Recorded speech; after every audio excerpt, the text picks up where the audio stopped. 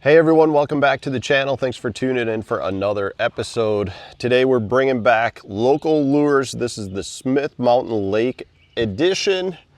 We are here at Smith Mountain Lake. It's my first off day of the Major League Fishing Heavy Hitters event. So Group A is out fishing. Meanwhile, I had a little time today to prep some rods. I also made a run to a local bait shop. These guys, Rock Outdoors. I gotta say, very impressed with that location. Not only was it pretty much brand new, at least it looked brand new. They had a bait shop. They had a whole area full of apparel. They were a boat dealership. I think they did boat service. Really nice location. So if you happen to be visiting the Smith Mountain area, I would say check out Rock Outdoors. And one of the things that I really liked about them, besides from the fact that they carried Core Tackle Ozark rigs, was the fact that they did have a lot of local lures. So let's see what we have in our bag. I guess I should have probably separated these. We're just gonna reach in and pull them out. So one of the companies that they had several different styles of was this Aaron's Baits. And Aaron's Baits is made, so when I say locally, they're all the companies here that I'm going to be talking about are like regional to Virginia, North Carolina, South Carolina, kind of this mid-Atlantic region. And Aaron's Baits, pretty cool. It looks like they do a lot of saltwater stuff, but it's just different stuff that I like to apply to the freshwater world. So this is their 4-inch shrimps, and it's kind of a bulkier, flat-bodied bait. So it's a little different looking, kind of almost like a big Erie darter style, but I really liked it. I thought that this is something I could play around with because it's got a big flat side. I think it could work really well on some of our Core Tackle products as well, like the hover rig or the Ozark rig. So I'm curious to see how this performs. I think these are more of a saltwater product, this one specifically, but I think there could be a lot of good uses for freshwater.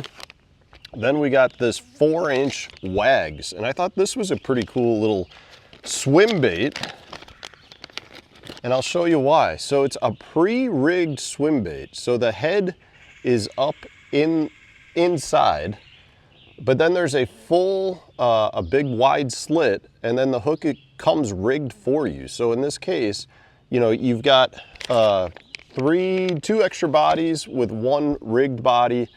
And it just looks like a little bit of a different presentation. It looks like you could probably rig them weedless if you wanted to.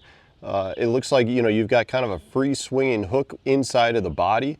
It's also a little bit shorter and fatter than your traditional swim baits, your boot tail swim baits. So this is kind of a cool thing. It's also got a really heavy hook in it. So if you like throw in some smaller swim baits, and this, when I say smaller, this is 4-inch, so it's not small, but it is definitely a short 4 inches. But that's kind of a cool little product too that I saw. I've never heard of Aaron's Baits. That's just a different take on a boot tail swim bait. I've got a couple other things from them. This one I got for the boys. This is just their 1.5-inch curly minnow. It's kind of a cross between a minnow and a twister style bait. I'll show you what I mean. So it's got the minnow body, and then it's got a big wide tail on it. So I thought that this would be definitely something that we could utilize for crappie with the boys, but at the same time we could probably put it on a drop shot and maybe generate a few bites. So I'll be curious to see how this tail works. I don't know that the tail is that much thinner than the body. I mean, it's deeper, but it's a thick, bulky tail. So I think this thing's gonna have a ton of action. And could work on a bunch of different baits, including the little size number 4 Core Tackle hover rig, which is always something that I'm looking for, is baits that fit that little guy. I think that's all of the Aaron's Baits I got. Next up, this was a cool thing. So this is Waterwood custom baits. Now I think these are made out of South Carolina. I did a little research on it. I think they're actually made by a gentleman that lived down in South America and has since moved up to South Carolina, does some guiding around there, but it's called Waterwood Custom Baits since 2012. But the cool thing with their baits, and they had a lot of different like topwaters and crankbaits, is I believe they're all made with the Marupa pedra, which is a variety of Marupa, a special tree that grows in the south of the Amazon rainforest and wetlands of Brazil. And it says, due to its lightweight strength and water resistance, it is widely used in naval construction, bridges, and other outdoor applications. The Marupa wood used in Waterwood custom baits is locally and legally harvested through a self-sustainable process. Each one of the baits is thoroughly water tested for action and balance, and every individual bait is inspected for quality and finish. So these were all this Marupa wood. I have no idea what this is. I believe I've heard of Waterwood custom baits before. I'm not sure if they're sold on a bigger scale, but they're really, really cool baits. The paint jobs on them were amazing.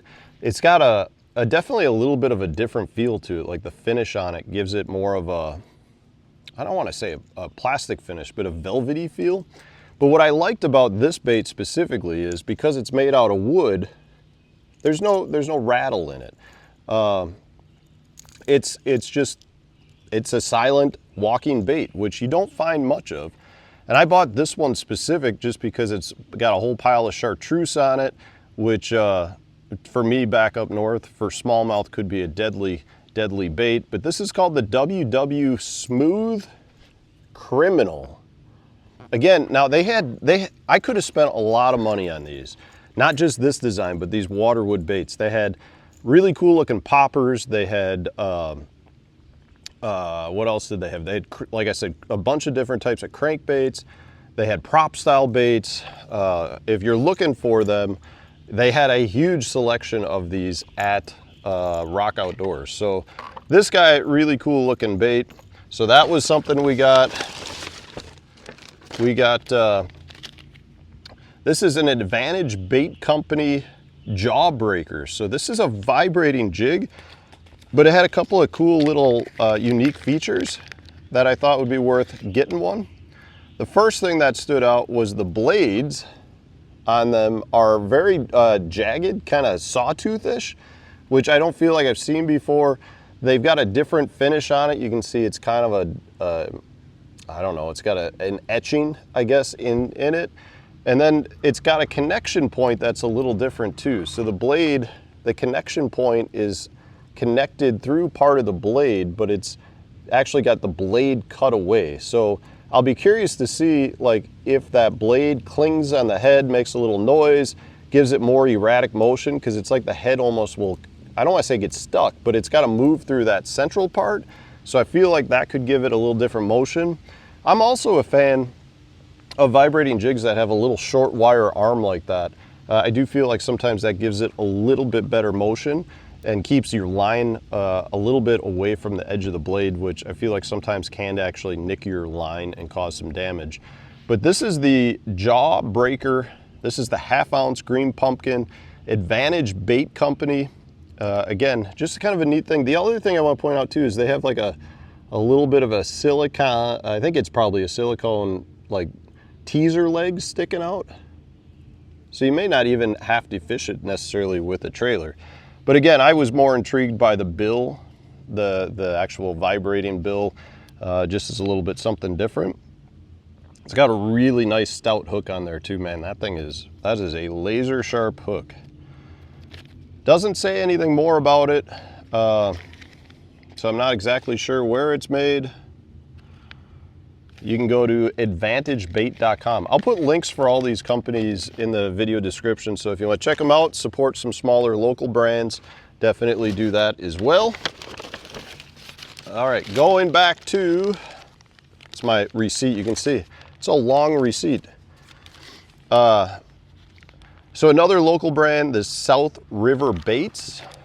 Right here, as you can see, these are some crappie baits that I thought would be cool. I had to get this one specifically for Duke because it's the John Deere color. These are crappie baits, again, paddle tail style baits that I think will work phenomenally well on the number 4 hover rigs. But I had to get John Deere color. The other one they've got here is the grass shrimp. And these are kind of your typical minnow style baits. but they have, in my opinion, a little longer, little wiggly tail, as you can see. That's a much longer little tail than I feel like normally. Real thin, tons of little movement. It's going to be a crappie slayer, but I got to tell you, these little crappie baits are killer on bass too. Smallmouth spots, even largemouth, love to eat some of your smaller soft plastics. Do not be afraid to go too small. And then, last but not least, this I guess isn't local, but I bought a jar of chartreuse spike it, because we may have had an accident in the boat the other day. Hank was dipping the tails of his baits. And then I also picked up some Spike It Equalizer boat carpet cleaner to clean off a little bit of the carpet. It really wasn't that bad. I had a jar that had a few drops left in it. So there were a few drops on the back carpet. So we're gonna get that out. But definitely check out some of these brands. Advantage Bait Company, South River Baits, Waterwood Custom, and Aaron's Baits. I'll put the links in the video description for you. Love shopping local, love supporting the local tackle shops. And thanks for watching, everyone. If you enjoy the local lures, or you know of some other good local lures made in the Smith Mountain Lake area, share it in the comments section. Thanks for watching.